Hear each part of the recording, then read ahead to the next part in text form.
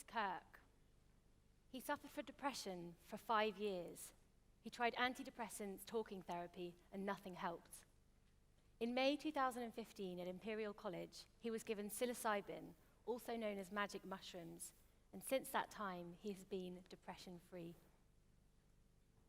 This is Ben. He suffered from depression for 30 years, and in that time he tried everything: CBT, group therapy, a list of medications prescribed to him by his doctor, and nothing helped. In June 2015, he was given psilocybin, and since that time, he has been depression-free. Not only have the symptoms of his depression gone, but in the last year, he has done an acting course, a printing course, he's flown on a plane for the first time in a decade, and his career and social life are flourishing. I can't show you his face because magic mushrooms are an illegal psychedelic drug, and he's asked to remain anonymous. Magic mushrooms. You might think of the 60s, dropping out, jumping out of windows thinking you can fly. You might think of going crazy. Quite the opposite of what magic mushrooms did to Ben and to Kirk. And despite its bad reputation, we need to ask the question, what does this mushroom know that we don't? What does it do that we can't? I'm a clinical psychologist at the Psychedelic Research Group at Imperial. It's a vibrant group of scientists and clinicians asking these very unconventional questions in a most conventional way. It is led by Robin Carhart-Harris. He's a pioneering neuroscientist, and also overseen by David Nutt, who is a world-renowned psychopharmacologist. And together they cut through ribbons and ribbons of red tape so that we could do the first psilocybin for depression study last year. And in the study, 20 individuals with treatment-resistant depression were given a high dose of psilocybin in a therapeutic setting. Now, the numbers may seem small, but the results were remarkable. We kept seeing these drops in their depression scores after the psilocybin treatment over and over again. Their symptoms of depression were going right down, much bigger reductions in depression scores than you would expect to see in trials of conventional treatments like antidepressants and talking therapy. The depression scores were going right down, and they were staying down.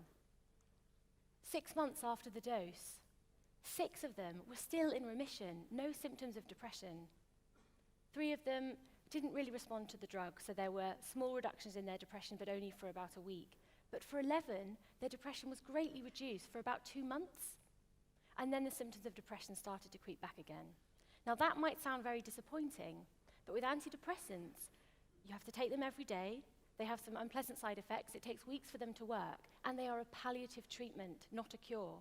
But with psilocybin treatment, we were seeing immediate reductions in depression symptoms, immediate relief that lasted for months without side effects, and it seemed to be working on the root causes rather than just suppressing symptoms. Depression is a relentless, haunting affliction. Winston Churchill called it the black dog. Patients in our study called it a concrete coat, a sack over the head, a locked box, a prison. They had tried between 3 and 11 different types of talking therapy, and 3 and 11 types of antidepressants and 6 types of talking therapy. But nothing had released them. They were stuck in their individual prisons of depression. And they're not the odd ones out. We are entering an epidemic of depression. It's the #1 cause of disability globally, and it will affect everyone in this room, either someone you care about or you directly. And we don't understand depression. We don't really know what causes it, and despite enormous scientific endeavor, we have not yet found a conclusive cure.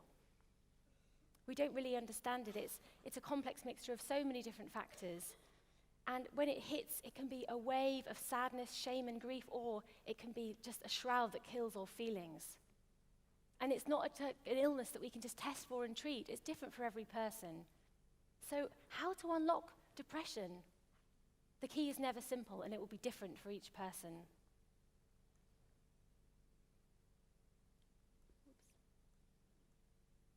So, in our study, we were originally looking at the effect of psilocybin on the patient's brains. So, it makes the brain go from rigid to flexible, hyperconnected. You could say that it unlocks the brain. So, in our study, we did these brain scans, and we could see this increased flexibility, and we also included a symptom measure, so we could see that depression symptoms were going right down. But that doesn't tell the full story. We wanted to know from patients, in their own words, what was happening? What was the psilocybin doing? So we interviewed them all 6 months after the dose, and we analysed the interview transcripts and came up with 2 themes about what psilocybin was doing. But before I get onto those themes, I think maybe I should clarify what a psychedelic experience is. So psychedelics allow the unconscious mind to become conscious.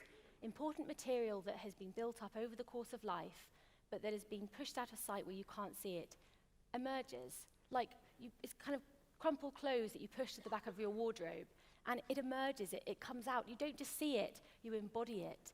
Memories, emotions, pain, love, grief, whatever has been hidden emerges and demands you feel it. It can be incredibly painful and incredibly beautiful. Patients in our study described overall having 3 main types of experience. So firstly, visiting past traumas. Secondly, having insights about your life, negative patterns and how to change them. And thirdly, these experiences of harmony and connection and unity. And sometimes they would have all 3 experiences in the course of one dosing session. So here's our treatment room, and you would have the 2 therapists either side of the patient. They'd be given eye shades and asked to sit back and listen to the music and just surrender to whatever comes up. And they would have had sessions with the therapist beforehand so that they trusted them and they felt safe. But the therapist doesn't structure the sessions at all or direct the content in any way. But there was a structure to sessions. There was a beginning, a middle, and an end, and a flow of ideas and symbols that built on each other in the most sophisticated way, as if it had been planned by a most excellent therapist. Now, in my previous work as a non-psychedelic psychologist, providing talking therapies in the NHS, I would plan my sessions for my patients and think, how can I help them talk about traumatic experiences, or how can I help them get a different perspective, or develop some self-compassion, or some motivation for change? And I try and instill all these things, but it's all coming from the therapist. The patient experiences it as somehow outside of themselves, and it sometimes just misses the mark. But with the psilocybin sessions, I was witnessing patients go on their own journeys of healing. The ideas all came from inside themselves, and they were powerful and transformative because the lessons were planned by the most accurate therapist there is, themselves. So, the themes. What did the patients say the psilocybin did?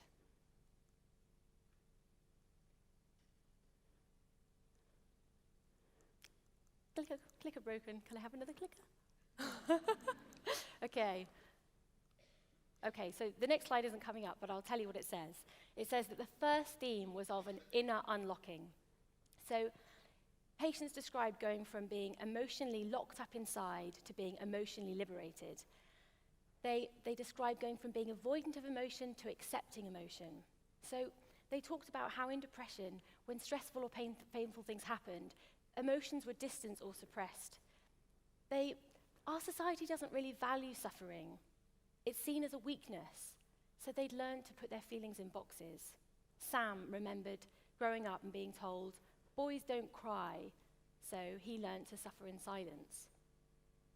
And many of the patients they couldn't deal with their feelings because so much had happened in their lives. They had so many years of hurt. They just didn't have the resources to face it all. And they had many different ways of avoiding their pain, self-medicating through food, through television, through painkillers, and then often through antidepressants, which didn't really work on the root causes of their suffering, just numbed the worst of the pain. But they also numbed other emotions too, and so many of the patients described feeling numb and unable to feel. Many of them had described experiencing trauma in their lives, often in early childhood, and they'd never been able to process it or think about what had happened. And in their psilocybin experiences, they were able to process these things. John. Where's John? Oh. John, here. John, he had suffered from abuse in childhood, and in his psilocybin dose, he saw a great big cask, and he knew that in that cask was all of his pain and shame that he'd never been able to think or talk about. And he grappled with it. It was extremely painful, but in the course of the session, he was able to unlock that box and accept his past. And it was so powerful. Many of them cried for the first time in years, this cathartic experience of accepting emotion and just being able to live it. We saw in 6 hours what you would often see in 6 years of therapy. And now the second theme is of an outer unlocking. So, they describe going from disconnection to connection. So they talked about depression as a gradual turning inward, slowly becoming disconnected from the people you love, from your identity, and becoming just kind of trapped in their minds, trapped in a small corner of their minds, locked there with constant negative thinking attacking them all the time. And the psilocybin started a process of reconnection. So Ben described it this way. He said, "It was like when you defrag the hard drive on your computer. I experienced things being rearranged in my mind. I witnessed it as it was all put into order. And I thought, my brain is being defragged. How brilliant is that? And since that time, my thoughts make sense and I ruminate less."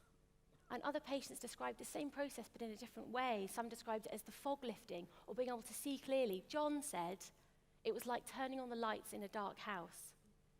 And after that mental reboot, they were able to connect to their senses, they would connect to their self, their identity. Kirk said he felt like he was gliding through life, and they could connect to other people. John went for dinner with his wife for the first time in 7 years and said that they were like teenagers again. Many of them felt a connection to nature. They didn't just see nature as a thing, like a television or a picture, but they felt part of it. And they connected to a spiritual principle for the first time, some of them. Overall, they went from being trapped to being unlocked, expanded, and free. So, altered states of consciousness have been held in high esteem for thousands of years around the world, but the scientific research is in its infancy, and we're excited to be doing a bigger study this year, but we're still treading carefully. We don't know so much about it yet, and it won't be right for everyone. So we're treading carefully, and we're going to learn so much over the next 5 years about how and when psilocybin can help us. But I believe that it could revolutionize mental health care. The patients in our study described all these superficial treatments, short-term therapies, sticking plasters that didn't help. Nothing had ever helped because nothing had ever got to the heart of their pain. And in this epidemic of depression, there are so many people in need, so many people need help, and the NHS can't afford to provide long-term treatments and years of psychotherapy for everyone.